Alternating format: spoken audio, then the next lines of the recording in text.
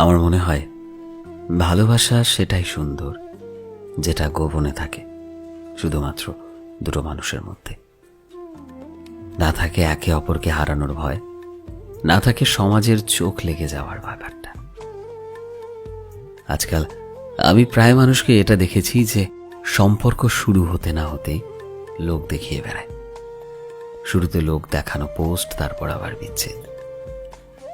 আসলে সম্পর্ক সেটাই পূর্ণতা পায় যেটাতে লোক দেখানোর বদলে দুটো মানুষ নিজেদের ভেতরের সম্পর্কটাকে গোপনে রাখে, আরো সুন্দর রাখে।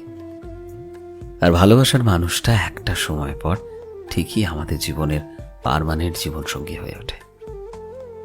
ভালোবাসা সেটাই সুন্দর যেখানে লোক দেখানোর ব্যাপারটা থাকে না, থাকে তো বরং চেষ্টা একে অপরকে ভালো রাখার, একে অপরকে বোঝার, সামলে রাখার। এখানে থাকে শুধুই একটা অপেক্ষা পূর্ণতার, একে অপরের সাথে গোটা জীবনটা সুন্দর করে কাটানোর পূর্ণতা, একে অপরের জন্য গভীর অনুভূতি। এই গোপনে রাখা সম্পর্কগুলোতে থাকে না কোনো হারানোর ভয়, থাকে তো শুধুই পাওয়ার চেষ্টা।